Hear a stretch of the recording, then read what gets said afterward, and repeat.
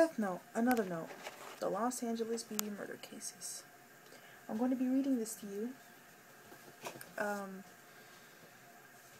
not a great reader, so forgive me if I stumble upon some words, if I stutter or anything like that. So, let's begin.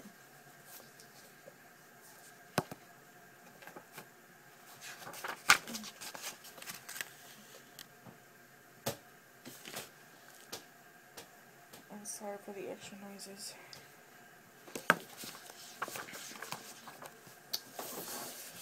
I'm gonna get close so you can hear my voice. Okay. When Beyond Birthday committed his third murder, he attempted an experiment, namely to see if it were possible for a human being to die of internal hemorrhaging without rupturing any organs. Specifically, he drugged his victims so they fell unconscious, tied them up, and proceeded to beat their left arm thoroughly, being careful not to break the skin. He was hoping to bring about enough hemorrhaging to cause death from loss of blood, but this attempt ended sadly in failure. Blood congested in the arm, and it turned purplish red beneath the skin, but the victim did not die. They simply shook, convulsed, and remained alive. He had been convinced the blood loss incurred by this would be enough to kill someone, but apparently he had underestimated the matter. As far as Beyond Birthday was concerned, the actual method of murder rated fairly low on the amusement scale, and it was never more than an interesting experiment. It did not particularly matter to him whether it succeeded or not. Beyond Birthday simply shrugged and took out a knife. No, not this style, not this narrative voice. I'll never manage to keep up this arch tone all the way through. The harder I try, the more bored I'll get and the lazier the writing will be. To put it in terms, Holden Caulfield, one of history's most famous literally bullshitters, might use detailing what Beyond Birthday did, and though it does not suit my purpose. Even if in my position I have a great deal of sympathy for him, explaining the entirety of his murders in carefully phrased sentences does not in any way increase the value of these notes. This is not a report, nor is it a novel. Even if it happens to turn into one of those, I will not be happy. I hate to use such hackneyed line, but I imagine that by the time anyone lays eyes on these words, I will no longer be alive. I hardly need to remind the reader about the epic battle between the century's greatest detective, L, and the grotesque murderer, Kita. The instrument of death was a little bit more fantastic than a guillotine, for example, but all Kita accomplished was another reign of terror and a pathetically infantile way of thinking. Looking back, I can only surmise that the gods of victory smiled on Kita for their own vain amusement. Perhaps these gods actually wanted a blood-soaked world of betrayal and false accusation. Perhaps the entire episode exists as a lesson to teach us the difference between the Almighty and the Shinigami. Who knows? I, for one, have no intention of wasting any more time thinking about this most negative series of events. To hell with Kita. What matters to me is L. L, the century's greatest detective.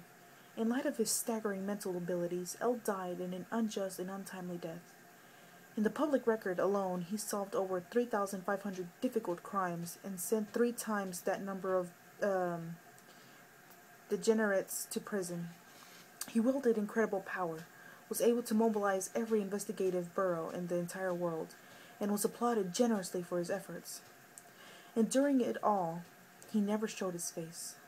I want to record his words as accurately as possible, and I want to leave them for someone to find.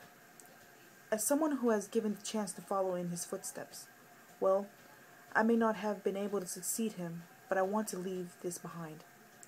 So what you're reading now are my notes about L. It's a dying message, not from me, and not directed at the world. The person who will most likely read this first will probably be that big-headed twit Nier. But if that's the case, I will not tell him to shred or burn the pages. If it causes him pain to discover that I knew things about L that he did not, then that's fine. There's also a chance that Kita might read this, and I hope he does. If these notes tell the murderer, who only got by with the help of the supernatural killing notebook and an idiot of a Shinigami that he was, under any other circumstances not even worth the dirt beneath L's shoes, then they have served their purpose. I am one of the few people who ever met L as L. When and how I met him, this is the single most valuable memory I have. And I will not write it here, but on that occasion, L related to me 3 stories of his exploits, and the episode involving Beyond Birthday was one of these. If I drop the presents and simply refer to it as the Los Angeles BB murder cases, then I imagine many of you will have heard of them. Obviously, it never came to light that L, and more importantly, Whammy's house, which raised me until I was 15, was deeply connected to the matter. But in fact, they were. L, on principle, never got involved in a case unless there were more than 10 victims or $1 million at stake. This is the real reason why he belatedly but aggressively involved himself in this little case, which only ever had 3 or 4 victims. I will explain further in the pages that follow, but for this reason, the case of the Los Angeles BB murder cases are a watershed event for L, for me, and even for Kira. It was a monumental event for all of us. Why? Because this case is where L first introduced himself as Ryuzaki. So let us skip past all these tedious descriptions of what Beyond Birthday thought, of how he went about killing his 3rd victim, since I have no interest in that at all.